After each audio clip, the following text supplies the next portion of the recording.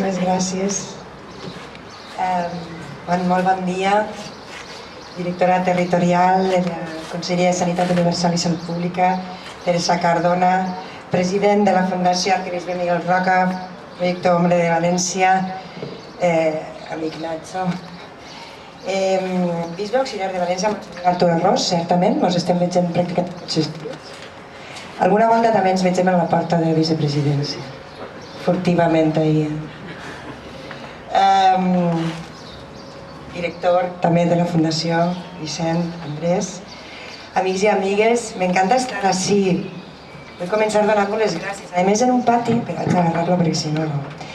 En un pati harmònic, ple, que heu omplit, que a més ens agermana així en la natura, no? I genera un ambient molt d'anar en el mateix barco, mai millor dit en esta setmana que hem tingut, no? D'estar en una travessia comuna, precisament per lo que s'ha dit en esta taula, no? Per centrar la política en la persona, per posar en el centre les necessitats, les capacitats, les esperances, els anhels també d'eixa persona i que la nostra intervenció s'adapte a aquesta persona i no que aquesta persona se tinga que adaptar a la nostra intervenció.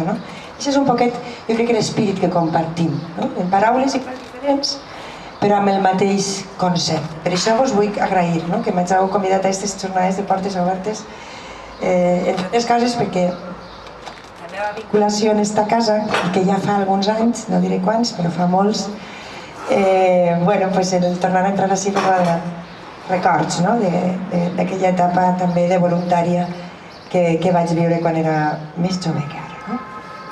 En tot cas, la Fundació Arquebisbe Miguel Roca, Projecte Hombre València, que se dona a conèixer no només les instal·lacions, que també és important, sinó els programes de prevenció i tractament d'addiccions i presentar també el treball no només de València, sinó d'Ontinyent i Gandia i la comunitat terapèutica de València i intraterapèutica de Picassent. Me pareix molt important, la gent ha de conèixer això, que és una gran invisibilitat que tenim, perquè moltes de les vulnerabilitats tenen una altra vulnerabilitat associada i és la invisibilitat. Vull destacar la dedicació, professionalitat dels treballadors i treballadores d'una organització sense ànim de lucre, efectivament, centrada des de la seva creació en 1985 en ajudar a persones amb problemes d'addicció, com l'alcohol i altres drogues, així com també altres addiccions del comportament, joc patològic, noves tecnologies, un ús compulsiu d'internet. Una de les coses que més m'ha sobtat al preparar esta intervenció i que m'ha recordat una cosa, jo vaig tindre fa anys una conversa en què ara és el meu cap de gabinet, quan començaren a fer els anuncis de joc online en televisió, perquè això abans no passava. I de sobte va haver un dia que començaren a fer els anuncis de joc en televisió. I jo entonces a Miquel, que així es diu el meu cap de gabinet, li vaig dir: Miquel, ja veuràs com d'ací 5 anys Projecte Hombre està ple de persones que s'han fet addictes a jugar online en aquests jocs que anuncien a la televisió. I avui, quan estàvem preparant això, efectivament, el perfil de les persones usuàries que venen ara sí, des que jo tenia connexió en esta casa, ha canviat moltíssim.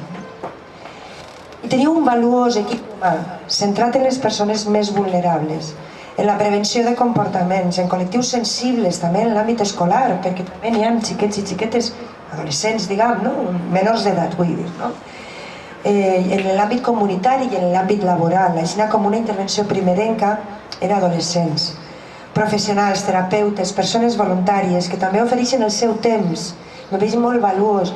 Avui en dia, en una societat com la nostra, quasi el que més valor té en les nostres vides és el temps, perquè és escàs, no? I que aquest temps s'ofereix, que a mi em pareix una de les grandeses més grans del voluntariat, no?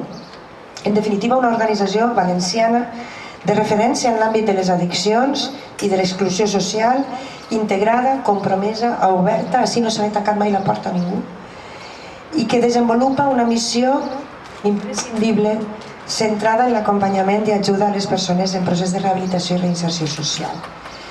En 2017, i crec que s'ha de posar en valor, Projecte Hombre va atendre vora 1.500 persones. la qual cosa suposa un 20% més que en 2016.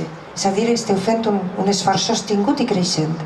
Un creixement molt destacable, que segueix amb la progressió constant mostrada en anys anteriors, una activitat assistencial que vull agrair-vos que mantinguereu durant els anys també més durs de la crisi econòmica, quan més falta feia també, perquè la crisi també du aparellada caigudes psicològiques de les persones que duen moltes voltes a les addiccions, i per tant en recursos escassos a vegades quan ni tan sols arribava a pagar-se vosaltres mantinguereu això, i en aquell moment també vam tindre ocasió de veure-nos. Molt destacable també és el perfil de les persones ateses. En el cas de persones adultes es tracta majoritàriament d'homes entre 35 i 45 anys, consumidors de cocaïna i desempleats, i en el cas de joves i persones adolescents estem parlant també, quasi tot de xics, de 18 anys, consumidors de cànnabis i que són estudiants. I l'atenció a l'adolescència i les possibles addiccions en aquesta edat primerenca és molt preocupant. Estic segura que heu reflexionat també sobre això. I per això també és fonamental la tasca de conscienciació i sensibilització que porteu endavant. No sols la intervenció en les persones, sinó també la veu per a alertar la societat de què això està passant. No oblidem que sols en 2017 un total de 83 joves menors de 25 anys van ser atesos pel projecte Ombre en la província de València, i d'ells el 18% va acudir a l'entitat per les seues addiccions a les apostes online. El que parlàvem abans, com ha canviat el perfil. Per això també vos vull dir que l'avantprojecte que el govern valencià ha aprovat sobre la llei del joc de la Comunitat Valenciana busca precisament reforçar les mesures de protecció dels eslabons més dèbils d'esta cadena, com són les persones menors d'edat i les persones amb problemes de ludopatia. En aquesta línia se reclassifiquen les sancions i passa de greu a molt greu la presència de menors o persones inscrites en el registre de persones excloses d'accés a joc, és a dir, els ludòpates, en una sala de joc. Amb una sola persona menor d'edat dins, la infracció comportarà multes a partir de 6.000 euros, el doble que en l'actualitat, i a més podrà suposar la suspensió de l'autorització i el tancament del local fins a 5 anys. Crec que és important això, perquè també s'ha de fer lleis que protegisquen la nostra gent més vulnerable, perquè no tinguem que caure en tindre que tractar-los. A més, prop de 500.000 euros que el Consell recapta anualment en sancions en l'àmbit del joc es destinaran en aquesta nova llei a mesures de prevenció i de lluita contra la ludopatia quan s'aprova aquest projecte que ara està en tramitació en les Corts. És a dir, també el que volem és que aquests diners que se recapten siguen revertits en programes com este. I també per a col·laborar en la vostra tasca diària, és evident, com deia Monsenyor, estem en col·laboració, és important, no només en col·laboració de finançament, que és important, sinó també en el recolzament institucional. És important que assistigui a la Conselleria de Sanitat Universal i Salut Pública, és important que estigui a la Conselleria d'Igualtat i Polítiques Inclusives, perquè reforcem també moralment, políticament, la feina que feu.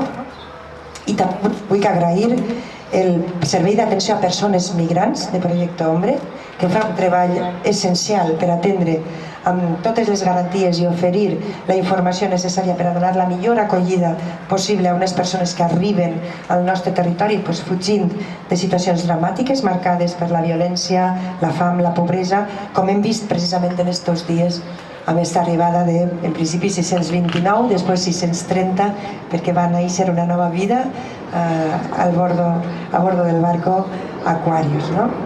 Així és com veieu, nosaltres, des del govern valencià, i vosaltres, des de la societat civil, des d'aquest tercer sector tan important com a organització sense ànim de lucre, treballem i avancem en la mateixa direcció, com dèiem abans, en aquest barco que va en la mateixa direcció, a vegades en el vent més favorable i a vegades en el vent no tan favorable, però tenim clar que tenim un horitzó al que volem arribar, que és millorar la vida de les persones, garantir el seu benestar, la seva dignitat, i des de luego sense la vostra tasca este món seria un poquet més injust, i jo crec que és important mirar-vos als ulls i poder-vos-ho dir. Gràcies, moltíssimes gràcies de nou pel vostre treball i la vostra contribució impagable per fer un món millor. Gràcies.